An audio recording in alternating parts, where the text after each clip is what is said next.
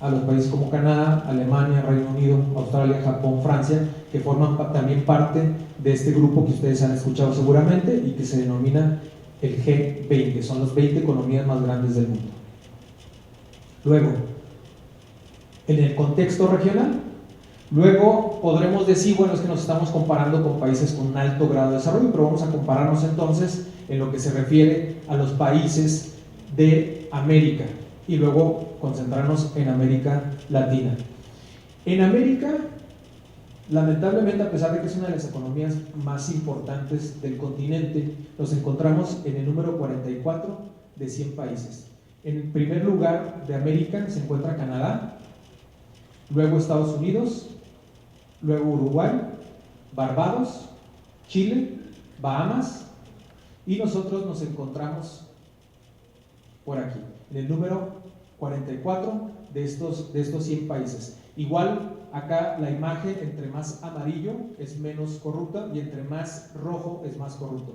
México aparece en este color, solo por encima, con un color más intenso, aparece Venezuela, donde, como todos ustedes saben, tiene grandes problemas de gobernabilidad que ha generado toda una serie de problemas sociales y económicos y no tiene un sistema político estable como pudiéramos denominar el que tiene México.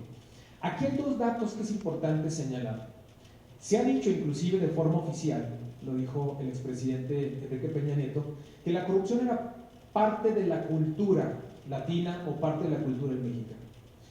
Si supusiéramos que esto fuera cierto, parte de una cultura latina, hay dos países que han hecho algo diferente al resto de los países latinoamericanos.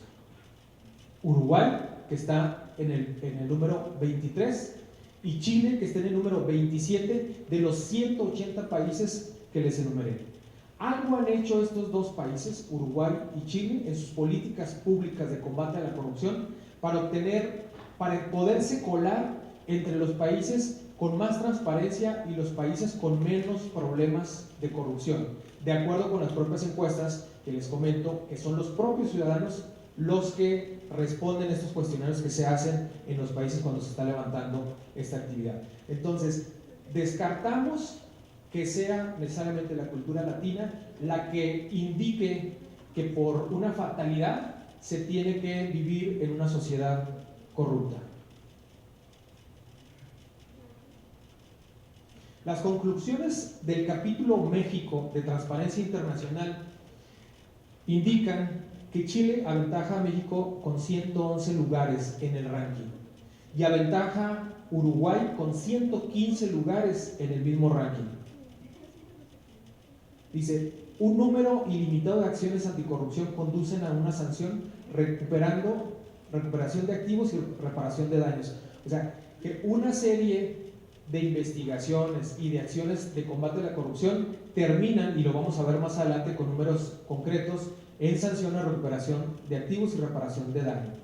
Por ejemplo, dice el mismo reporte, en 2016, de 1.702 auditorías que hizo la Secretaría de la Función Pública, solo 353 resultaron en acciones judiciales y únicamente 16 fueron llevados ante un juez penal y emitida una sentencia condenatoria.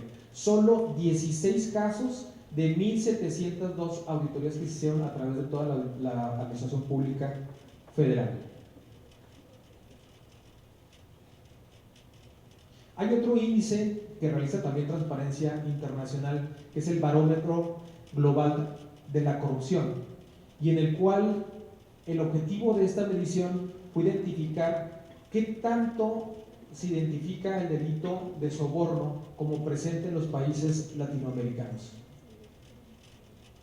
Y el resultado es bastante dramático y lamentable.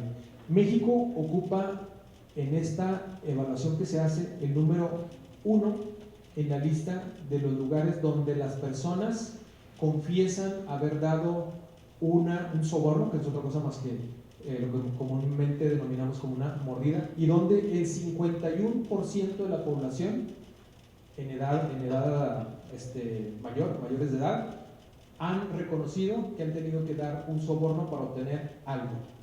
Igualmente, Chile y Uruguay aparecen como los mejores evaluados. Y luego, cuando se pregunta en esta misma encuesta cómo considera el desempeño del gobierno en el combate a la corrupción, el 62% de los mexicanos considera que es mala, que hay una mala política en materia de combate a la corrupción. En el caso de Chihuahua, quisiera circunscribirme exclusivamente a los resultados derivados de un diagnóstico que hice a mi llegada a la Auditoría Superior del Estado. La Auditoría Superior del Estado es la encargada de revisar la forma en la que se realizaron los gastos del gobierno, tanto a nivel estatal como municipal, y también los tres poderes a nivel estatal, es decir, el poder legislativo, el judicial, legislativo, judicial y el ejecutivo. Todos los gastos que se realizan en el año anterior inmediato, se tienen que realizar una auditoría, identificar si los gastos fueron realizados conforme a la norma y si no hubo corrupción. Del diagnóstico que se realizó, detectamos que de 146 asuntos en 12 años, solo 146 asuntos fueron enviados para sanción al Congreso del Estado. Una sanción administrativa que más adelante les digo en qué consiste. 146 asuntos, de los cuales el Congreso consideró que no había sanción en 93 casos. Desechó 11 casos, consideró que había que aplicar una sanción, una multa económica en un caso. 29 casos les prescribieron, es decir, transcurrió el tiempo sin que se aplicara sanción y se quedó sin pena ese acto irregular, y hubo 12 amonestaciones. En total, en 12 años, en Chihuahua, producto de la revisión de las cuentas públicas, solamente se emitieron 13 sanciones.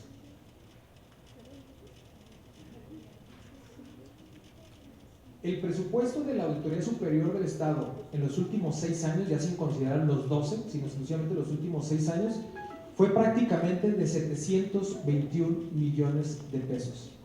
En ese mismo periodo se hicieron 1.664 auditorías.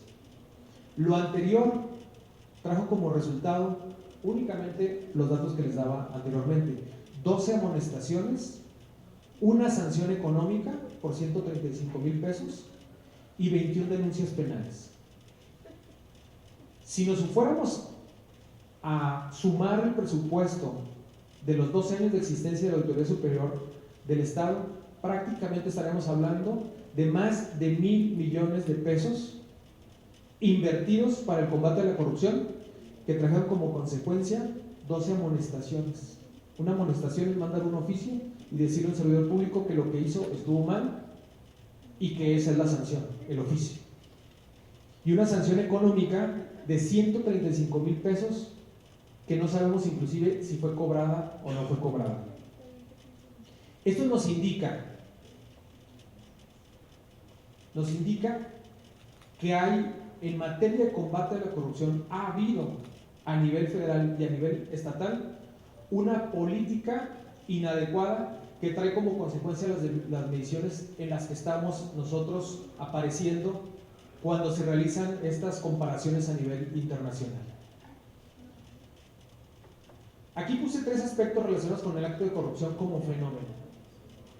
Primero, la propensión a cometer un acto de corrupción.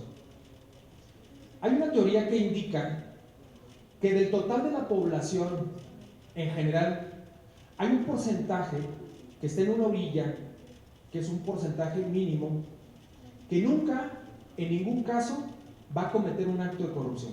Un grupo social en la comunidad que bajo ninguna circunstancia va a cometer un acto de corrupción. Estamos hablando que ese grupo social también está presente en el gobierno.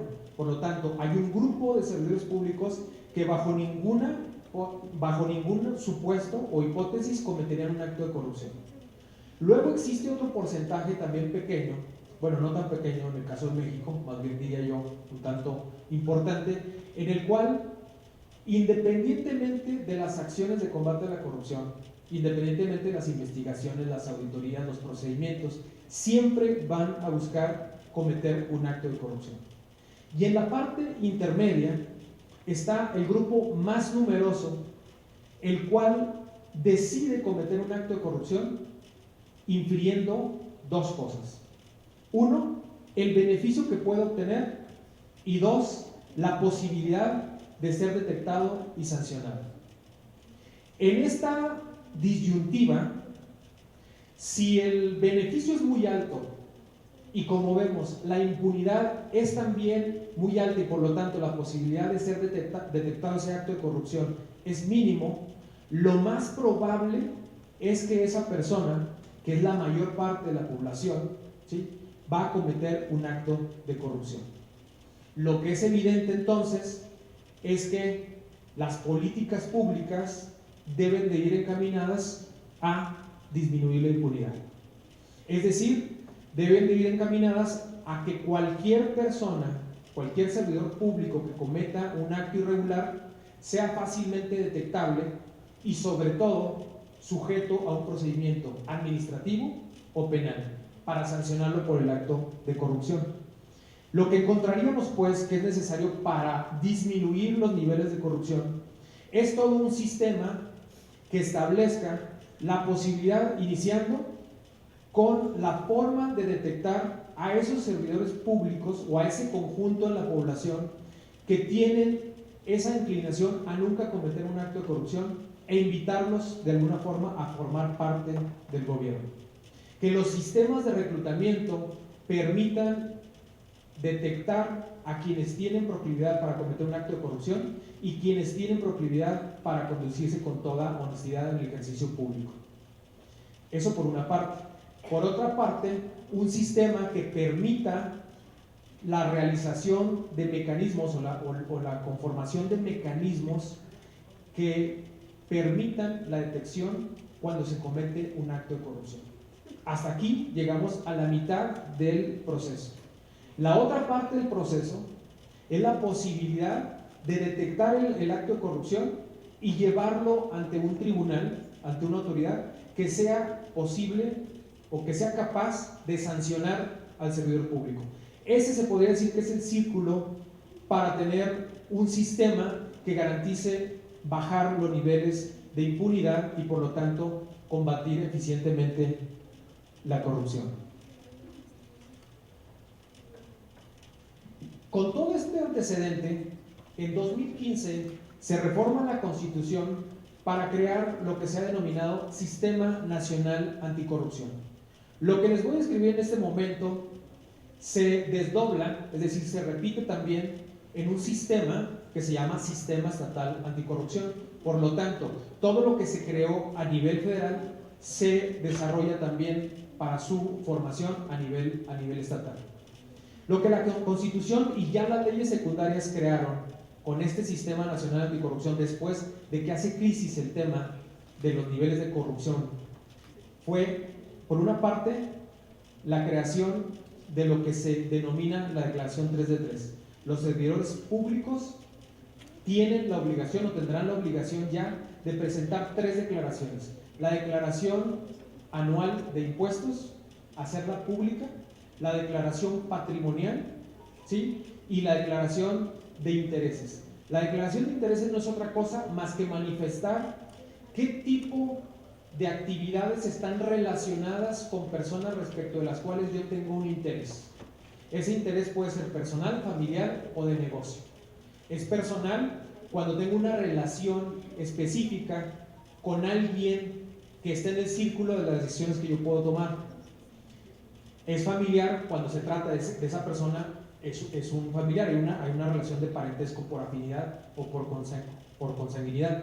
Y es de negocio cuando mi decisión puede repercutir indirectamente a personas que están en mi círculo o bien directamente hacia una persona. Otro elemento que se crea con el Sistema Nacional Anticorrupción es la extinción de dominio, la posibilidad de poderle incautar los bienes a un servidor público que obtuvo a través de procesos que están relacionados con actos de corrupción.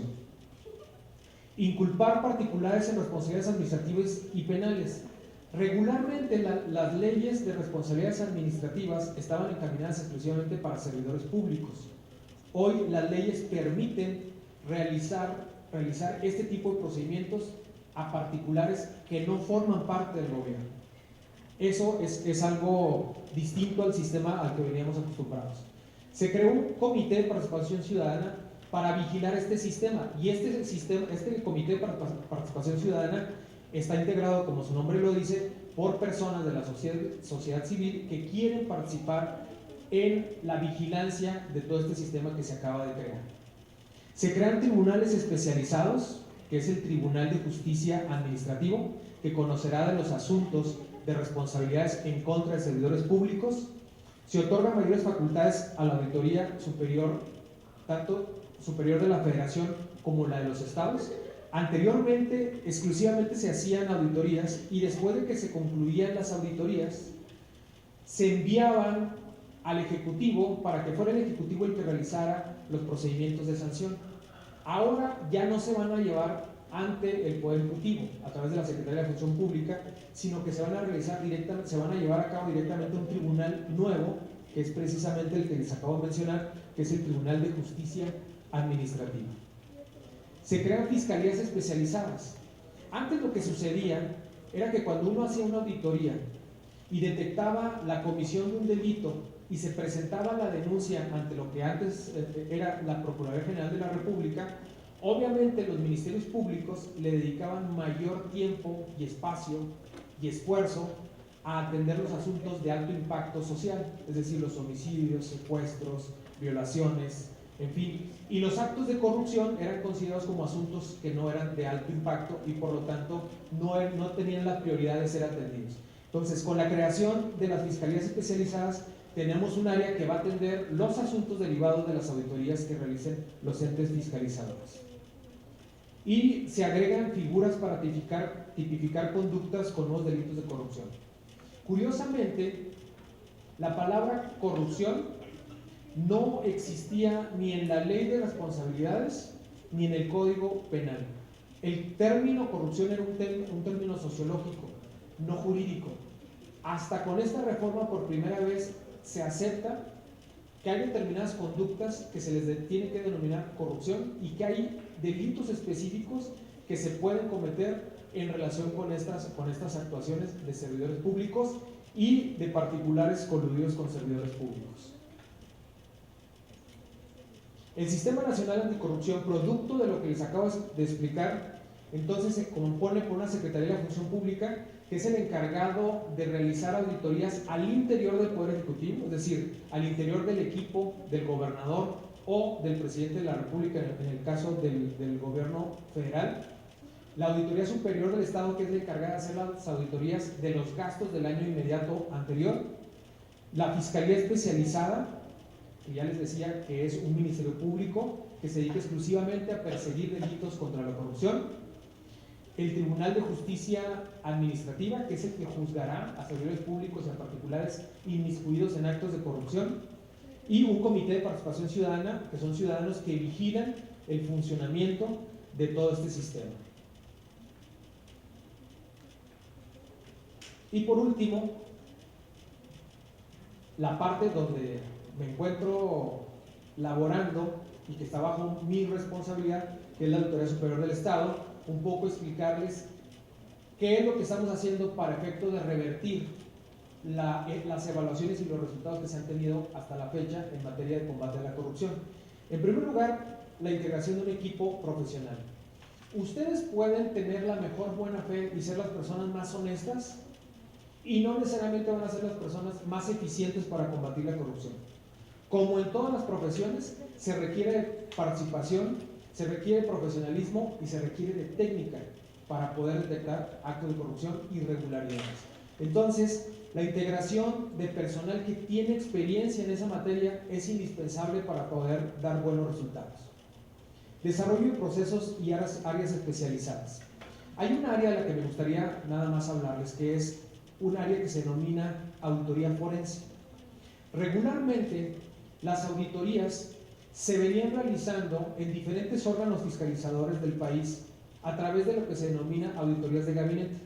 Las auditorías de gabinete no es otra cosa más que la revisión de la documentación que sustenta un acto de gobierno, principalmente, por ejemplo, una contratación. Cuando se analiza en gabinete una contratación, simplemente se determina que se haya realizado una licitación, que a la licitación hayan acudido diferentes oferentes, que se haya adjudicado el contrato al oferente que ofreció el precio más bajo y las mejores condiciones de contratación, ¿sí? Y que el servicio, de acuerdo con los papeles, se haya otorgado. Pero hasta ahí se queda o se quedaba la auditoría. Lo que se está haciendo, y me metería un poquito más allá con el nuevo enfoque de auditoría, es no solamente quedarse con los papeles en la revisión documental, sino de ir más al campo para identificar si lo que dicen los documentos que integran un expediente realmente son el reflejo de lo que se encuentra a la hora de que se realizan las visitas en campo. Por ejemplo, para un contrato de la compra, vamos a poner un ejemplo, de vehículos, tenemos que ir a ver en primer lugar si los vehículos eran necesarios. En segundo lugar, si las características del vehículo que describió una operación, una licitación, eran los que realmente se requerían para efectos del servicio que se prestaba. Si los vehículos se adquirieron y fueron recibidos en la fecha y en las condiciones de calidad y de precio. Y finalmente, si el vehículo está siendo utilizado para los fines para los cuales fueron requeridos. Si hacemos una evaluación exclusivamente en papel, puede ser que todo el proceso esté perfectamente y lo puedan comprobar como un proceso regular. Si ustedes se van al campo y analizan realmente lo que dicen los documentos, es probable que encuentren cosas que la pura documentación no les iba a ofrecer. Entonces, es necesario tener un nuevo enfoque de auditoría para obtener resultados distintos. Es obvio que las cosas se tienen que hacer de forma diferente para obtener resultados diferentes. Y hay una integración de expedientes que vienen en rezago en la auditoría, que está realizándose a través de un programa que permite terminar con todos los expedientes rezagados y pasados y poderse enfocar en las revisiones de los ciclos presentes, y que una vez que se realicen las auditorías no pase demasiado tiempo en el inicio de procedimientos legales en contra de servidores públicos. Una de las razones que motivan los actos de corrupción es precisamente la distancia que hay entre la comisión del acto de corrupción y la sanción que pudiera llegar a tener un servidor público por la comisión de ese acto. Esa distancia tan grande hace que se motive la consecución o la comisión de actos de corrupción. Entonces, en términos generales, pues yo les diría que esto es el diagnóstico de la corrupción en el país, en Chihuahua, y un poco lo que se está haciendo para efecto de cambiar los resultados. En términos generales, esa sería la presentación. Si tienen alguna pregunta, con mucho gusto estoy a sus órdenes.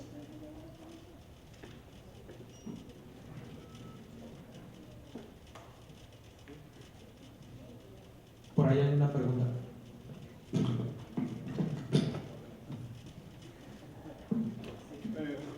Quien escucha, felicitar al licenciado Acosta por su muy clara exposición que nos da una idea, sobre todo un contexto, ustedes que son los jóvenes, ustedes que van a tomar esta estafeta generacional del mando de la sociedad, que es lo importante y significativo este tipo de temas, que ustedes lo valoren, porque en la exposición del licenciado Acosta, que es un chihuahuense que ha tenido trayectoria nacional, que lo hemos seguido en medios de comunicación como un servidor y algunos de los que estamos aquí, bueno, ha logrado establecer el enfoque de lo que es una materia esencial, que es el combate o el problema de la corrupción. Y lo refiero porque acaba él de expresar un concepto que me llama mucho la atención, que es el tema de la corrupción, que de ser un aspecto sociológico que está entre nosotros, porque la sociología, y ustedes lo saben como estudiantes universitarios, estudia los grupos y los comportamientos de la sociedad. La sociología es una hijita de la filosofía. que se crea con mucha fuerza a partir del siglo XVIII. Entonces, de ser un problema sociológico que está entre nosotros, pasa ahora a ser un esquema jurídico que no estaba ni siquiera en la ley, el problema de la corrupción. Y que ustedes, si no vamos a tener como sociedad la voluntad de atacar con nuevos perfiles como los del auditor superior del Estado, en la figura ahora de Héctor Acosta, pues yo creo que vamos a dejar pasar oportunidades históricas que son vitales para nuestra salud como sociedad y la transparencia. Haciéndoles este comentario, yo le quisiera preguntar al auditor, al licenciado Acosta, ¿qué hicieron Chile y Uruguay para contener este monstruo de la corrupción? Y no solamente contenerlo, sino revertirlo para tener resultados significativos que hoy por hoy se ven en las estadísticas mundiales. Y por otra parte, que es una pregunta también dentro de la sociología, ahora pasada a la parte legal de combatir la corrupción como tal, ¿cuándo y por qué nos hicimos más corruptos? Y yo creo que ustedes en su mente deben estar pensando, ¿hay solución en México, en Chihuahua, al problema de la corrupción o no la hay? Y felicidades por la conferencia. Gracias, licenciado Payán, muy amable por los comentarios. Y bueno, a ver, explicaba yo hace un momento acerca del proceso que se requiere para que los mecanismos de combate a la corrupción sean más eficientes. Y precisamente eso fue lo que hizo Chile y Uruguay, es lo que han estado haciendo para perfeccionarlos. Primero, un sistema de reclutamiento de servidores públicos que permita detectar a aquellos que realmente tienen vocación de servicio y que tienen menores índices de posibilidad de cometer un acto de corrupción.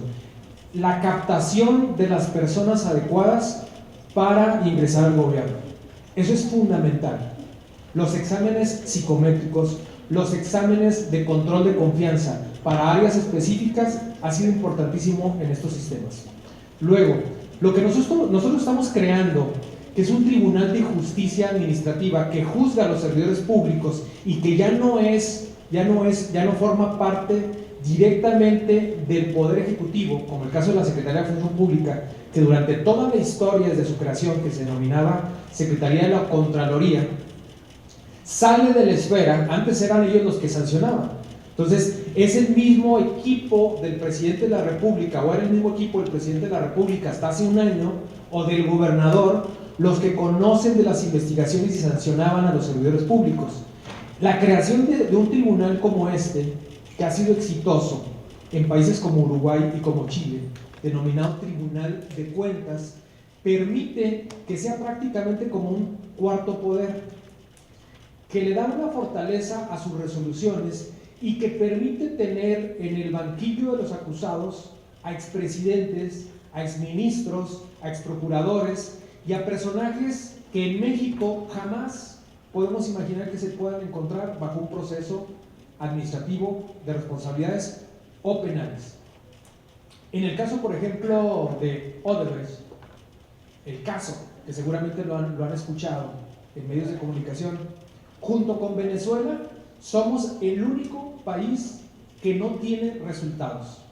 Han caído por lo menos 4 expresidentes en la cárcel o en procesos de destitución o de procedimientos administrativos en diferentes partes de Latinoamérica, que tienen calificaciones muy semejantes a nosotros. Pero México ha sido el único que no ha abierto una investigación a fondo y seria en este caso de corrupción que prácticamente fue panamericano. O sea, atravesó a todos los países de Latinoamérica. La pregunta es, ¿cuándo nos volvimos corruptos? Digo que ha sido un proceso de evolución que pensábamos que se podía atenuar con la entrada de un sistema democrático al gobierno. Y lo que confirmó el cambio de sistema con la rotación del poder, con diversas administraciones emanadas de diferentes partidos políticos, es que se evidenció que la corrupción está presente independientemente de los partidos políticos. Hay un factor también que hace la diferencia entre las políticas anticorrupción de los países como Uruguay y como Chile en comparación con México: la voluntad política. Si no existe voluntad política de los más altos funcionarios de un Estado, denominado Estado como nación, hay pocas probabilidades de éxito en el combate a la corrupción. Si el presidente de la República tolera actos de corrupción de sus colaboradores o participa, en el peor de los casos, en ellos, difícilmente el sistema puede funcionar. Para que esto funcione, se requiere que las cabezas estén comprometidas con el combate a la corrupción. Si no, esto definitivamente no va a resultar. Este esfuerzo del Sistema Nacional Anticorrupción, tomado entre otros sistemas, del sistema chileno y del sistema uruguayo, intentó disminuirle capacidades al Comité de Participación Ciudadana de la siguiente forma. Si ustedes analizan y revisan la ley, este sistema de participación ciudadana y el comité coordinador de todos los órganos que se crearon no tiene facultades ejecutivas, es decir, todas sus atribuciones son de propuestas de políticas públicas, y le dejaron pocas herramientas para poder realizar acciones importantes, y quedó evidenciado en una de las primeras reuniones de ese comité a nivel nacional, donde estuvo presente el entonces procurador, la secretaria de la Función Pública, el presidente del Consejo de la Judicatura Federal, ¿sí? Y quienes integran este sistema. En la primera recomendación fue transparentar la investigación de Odebrecht, y los miembros del sistema votaron en contra para que la información se hiciera pública. Lo que yo les mencionaba de la falta de voluntad política. Mientras no tengamos voluntad política que se traduzca en instituciones y en leyes eficaces para el combate a la corrupción, vamos a seguir destinados en aparecer en las listas internacionales de corrupción en los últimos lugares, como lo hemos hecho desde siempre que se han realizado estas revisiones internacionales, que es desde 1996. Todavía en los años 80 ni siquiera existía una institución que garantizara la realización de auditorías internamente en el Poder Ejecutivo. La Contraloría de la Federación nació en los años 80 con la política del expresidente Miguel de la Madrid de la renovación moral. O sea, prácticamente el tema de combate a la corrupción ha sido discutido de forma muy pálida, y los resultados han sido muy paulatinos, y por la misma razón los resultados en materia de acciones concretas son escasos, aislados y pobres. Entonces, esa sería pues la respuesta al licenciado Payán, que nos hizo el favor de cuestionarnos. A ver, por ahí hay otra pregunta, ¿sí? Buenas tardes. La pregunta sería de que ¿cómo podemos pasar de esa cultura o anticultura de la ilegalidad que los mexicanos tenemos tan presente a una cultura de la legalidad para poder combatir a la corrupción? Yo creo que primero partir de la conciencia de que el combate a la corrupción no es un tema del gobierno. O sea, porque cuando hablamos de corrupción hablamos de que es un problema del gobierno. La corrupción es un problema social en el que está inmiscuida la sociedad y el gobierno. Difícilmente ustedes me pueden dar un ejemplo de un acto de corrupción en el que no esté inmiscuido también un particular. Regularmente, las áreas más propensas a la corrupción en los gobiernos son las áreas de contrataciones. Son los actos más comunes de corrupción que uno puede detectar. Y en una contratación siempre participa un particular, que es realmente una empresa, ¿sí? que representa intereses particulares, y un servidor público. Entonces, si no reconocemos que en esto el compromiso es de las dos partes, nunca vamos a avanzar. Vean ustedes las redes sociales. Regularmente, cuando se hace mención a un servidor público, inmediatamente se le condena porque se considera que todo servidor público es corrupto. Y lo digo también con una serie de láminas que hay en otras presentaciones acerca de la encuesta, respecto de qué piensa la gente cuando una persona que no está en el gobierno se incluye en el gobierno. el 60 y tantos % de los mexicanos piensan que se va a hacer corrupto. Entonces, si en las redes sociales nosotros identificamos los comentarios que se hacen pensando que solo por formar parte del gobierno es criticable una acción, estamos dejando de lado una serie de acciones que en la sociedad están sucediendo y que nos pasan todos los días en las filas en donde nos atienden para servicios privados, en el tipo de servicio que nos dan, en el tipo de bienes que nos ofrecen, cuando vamos a cargar gasolina, cuando compramos un producto en el súper. Todo eso, donde hay actos deshonestos y de falta de ética, repercuten en una sociedad que al fin y al cabo se va a ver reflejada en su gobierno.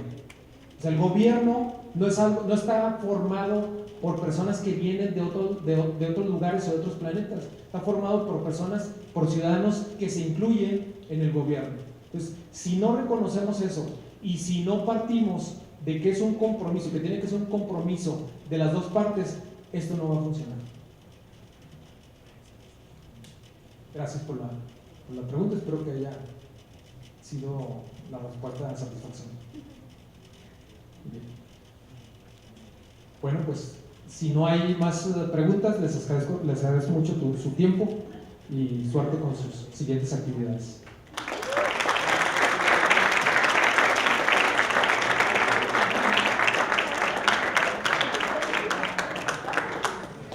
Bueno, pues a los jóvenes, gracias por participar en estas actividades. Antes de irnos vamos a entregarle un reconocimiento a nuestro expositor y tenemos algunos avisos.